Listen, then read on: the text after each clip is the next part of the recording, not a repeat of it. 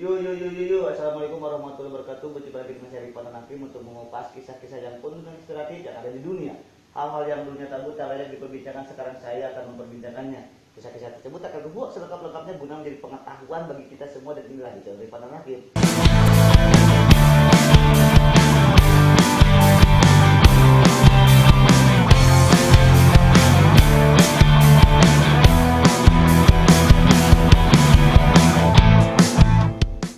Pada malam kali ini, sebenarnya nggak malam sih, kita emang syuting ya buat siang-siang sih. Pada kali ini saya kedatangan tamu yang istimewa. Dia seorang pemuda, ternyata dia juga aktif di masjid-masjid dan I like it pokoknya. Oke, perkenalkan, namanya itu adalah Jal Fitra. Dulu Jal, harus kayak gini salamnya. Oke, Jal Fitra, kamu masih orang mana? Dari Sukamana, Bang. Oke, Sukamana. Emang aktifnya di masjid-masjid berarti gitu ya? Ya. Kegiatan sehari-hari apa? Kegiatan dari pagi cuman bangun, main game, sekolah, malamnya ngaji. Oh, ngaji gitu. Jadi gak ada kegiatan keluar gitu? Enggak ada, masih Oh, enggak jadi boleh. gak seperti camping gak ya? Iya, Pak. Enggak, Pak. Kali itu hobi saya camping. Oke. Sebelum saya mau berbincang-bincang dengan Jal, kita mengenai tentang ada orang-orang yang bertanya tentang ada berapa sih kewajiban orang muslim terhadap jenazah. Nah, insya Allah Jal kita akan memaparkannya. Tapi sebelumnya bagi teman-teman yang belum subscribe, silakan kalian subscribe kita karena sangat gratis. Dan jangan lupa aktifkan lonceng notifikasi biar kamu jadi orang yang pertama yang menonton video selanjutnya. Jangan lupa di like, di share ke teman-teman kamu biar teman-teman kamu juga tahu apa yang kamu tahu. Oke, Jal kita datang ke sini, dia memakai masker dan dia juga sudah cuci tangan, dia juga sudah memakai hand sanitizer. Jadi insya Allah bebas dari itu sekarang pakai, mudah-mudahan.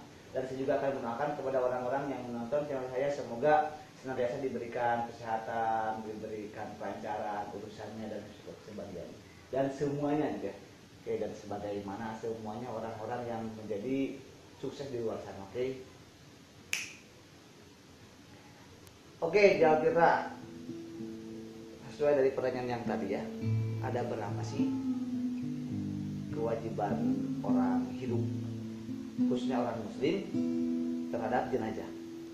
Kewajiban orang hidup kepada orang mati, Yes. ada 4, Bang. Oh, ada 4 ya? Iya, ada 4. Oke. Yang pertama itu memandikan. Memandikan. Iya.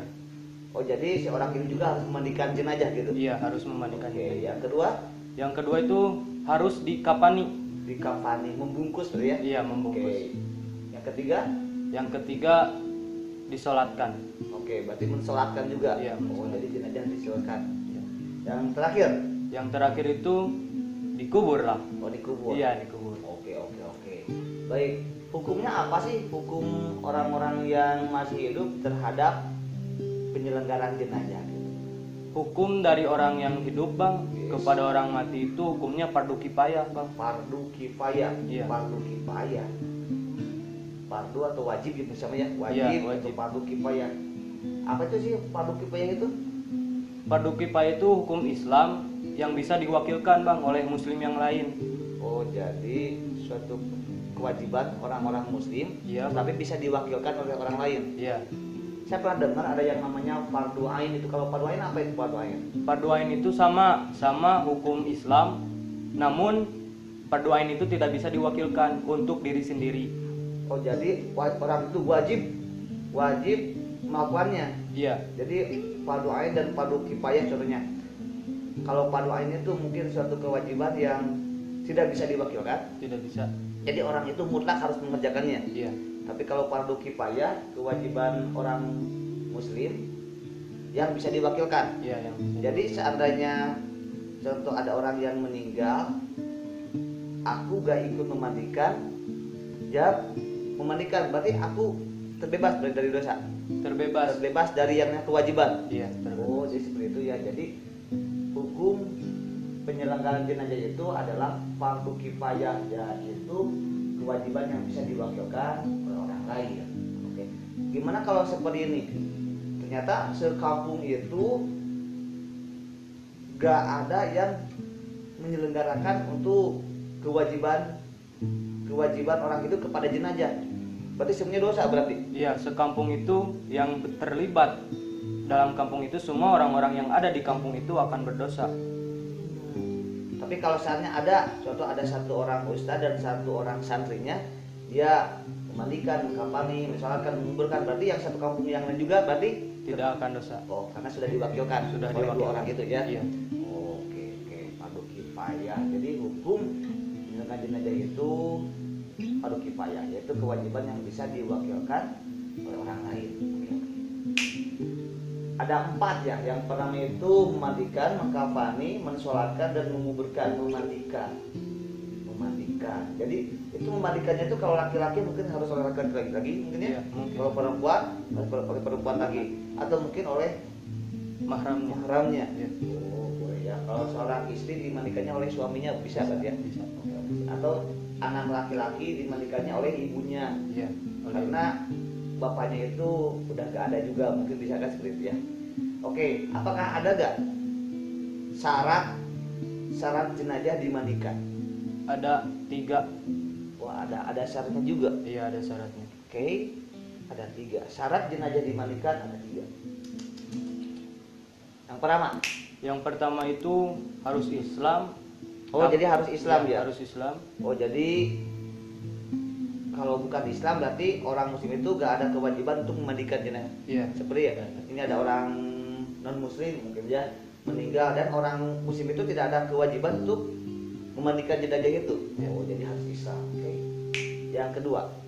Yang kedua itu harus ada tubuhnya walaupun sedikit. Harus ada tubuhnya.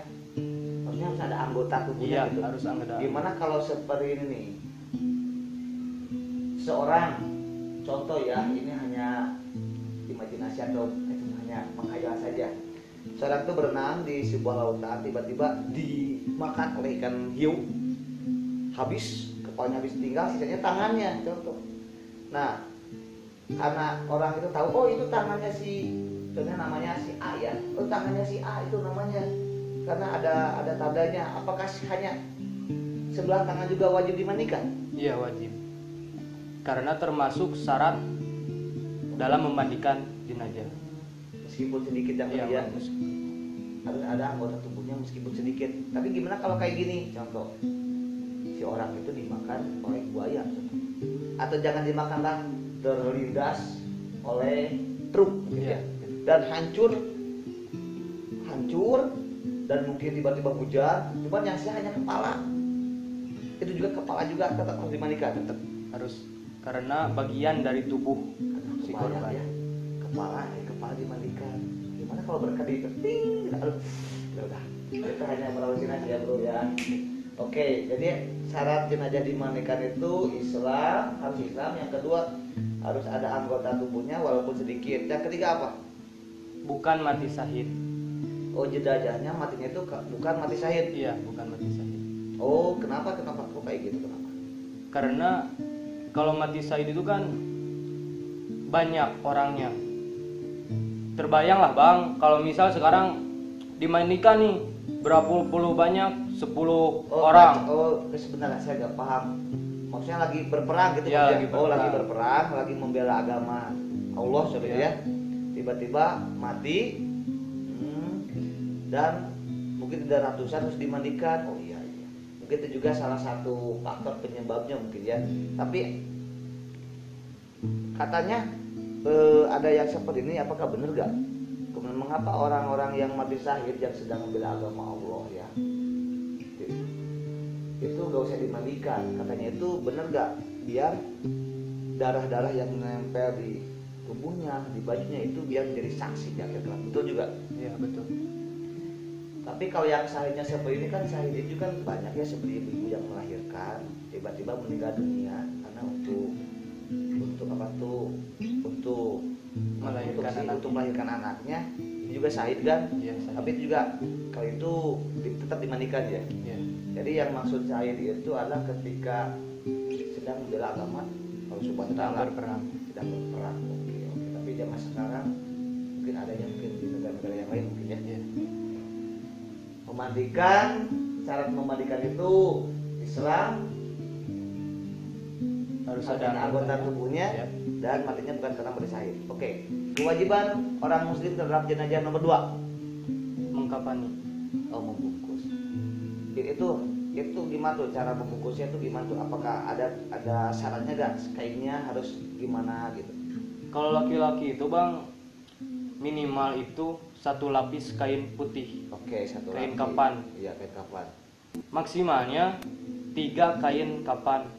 Oke, mungkin bukan maksimal, mungkin dia lebihnya itu lebih utama berarti ya. Lebih utama. Kalau lebih utamanya itu 3. Kalau Iya. perempuan lebih utamanya 5 sekaligus untuk hijab. oh kurung ya. Ya bungkus. Oke, oh kain kurung ya, kain kurung, baju kurung ya. Oke. Kalau kain kampanye udah berwarna putih gimana, bisa nggak sih? Sebenarnya diutamakan harus kain putih kan. Cuman kalau misal tidak ada darurat nih, kita harus mencari kemana. Kain putih nggak ada di toko ini, nggak ada di toko itu, nggak ada. Adanya cuman kain warna ini, misal warna merah atau warna apa, pakai aja. Itu kan darurat, tidak bisa diganggu gugat. Oh, jadi emang lagian jenazah kan harus segera dimakamkan gitu ya. Karena kalau terlalu lama-lama kasihan juga jenazahnya. Mencari ke toko ini kalau belanja online mungkin datangnya lama mungkin ya. Kan ini harus gimana nih, adanya di negara lain atau ada di kota lain gimana nih. Oke, siap. Terus yang ketiga, mensolatkan. Sholat jenazah itu ada berapa rakaat itu? Setahu saya bang, kalau mensolati jenazah itu tidak ada rakaat, Tetapi ada 4 takbiran saja. 4 takbir. Jadi 1, 2, 3, 4. Iya, Setelah itu iya. Setelah itu salam. oh, assalamualaikum. Iya. Sambil berdiri juga. Iya, sambil berdiri. Tidak ada ruku, tidak ada itidal, tidak ada sujud, tidak ada apa-apa. Berarti bacaannya juga gimana dong? Beda-beda atau sama?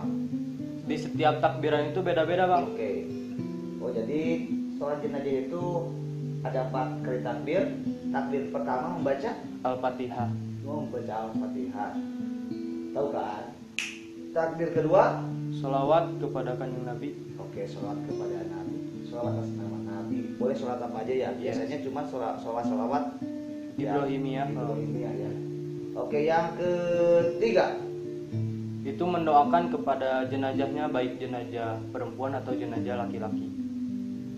mendoakan. Itu gimana? Ada doanya bisa dibacakan? Saya nggak tahu.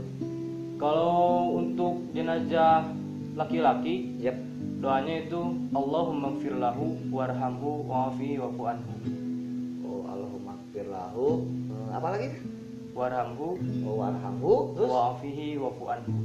Allahumma gfir lahu warhamhu Wa'afihi wa'afihi wa'fu wa'fu anhu. anhu. Ya, Udah nyari ya? Iya, udah. Allahumma gfir lahu warhamhu wa'afihi wa'fu anhu. Iya. Allahumma gfir lahu warhamhu wa'afihi wa'fu anhu. Tahu. Oke. Ternyata kalau yang untuk doa buat perempuannya, jenazah perempuan.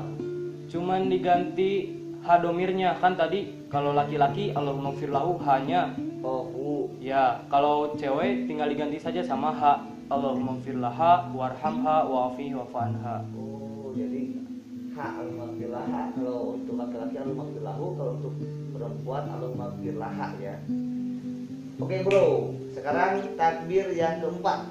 Kalau untuk takbir yang keempat kan mendoakan untuk kebaikan keluarga yang ditinggalkannya juga. Ya, Apa sih doanya, boleh dibacakan biar teman-teman juga tahu. Barangkali aku juga sih pengen tahu sih. kalau doanya bang untuk laki-laki dulu. Oke, laki-laki dulu, jenazah laki-laki. Ya, doanya Allahumma la tahrimna ajrahu wa la tabdina badahu waghfir lana walahu.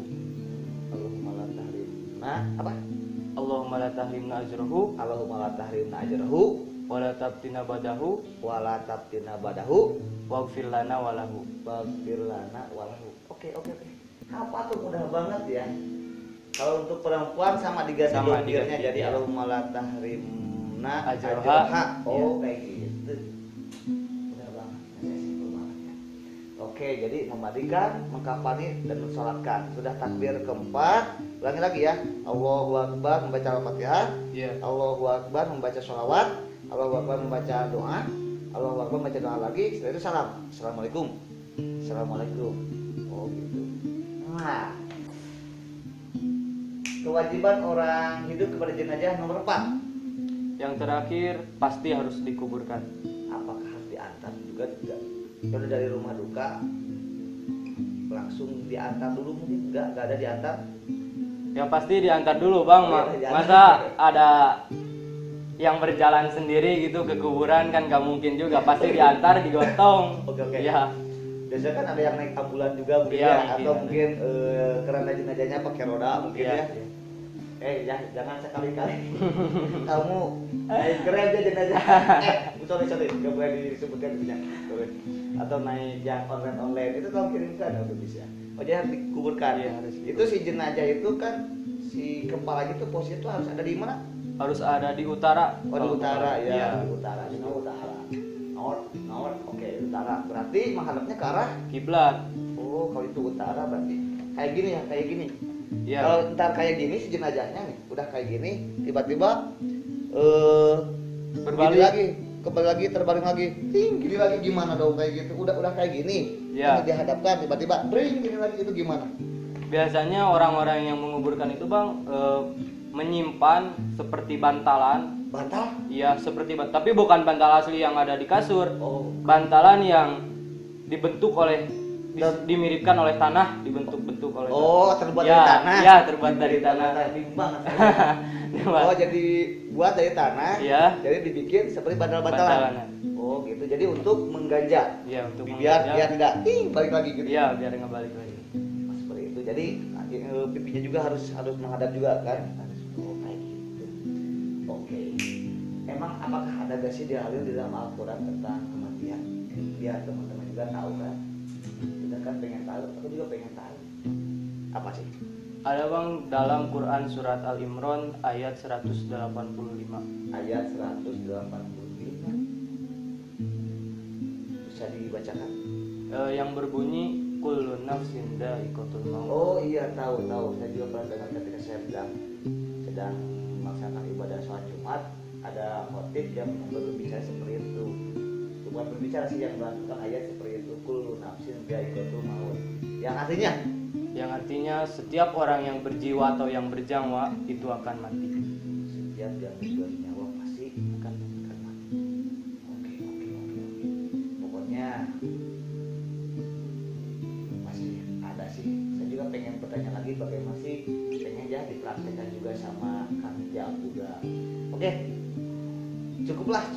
Oke ya. Jadi saya juga udah tahu nih hukum penyelenggaraan jenazah itu ternyata hukumnya kan fardu kifayah.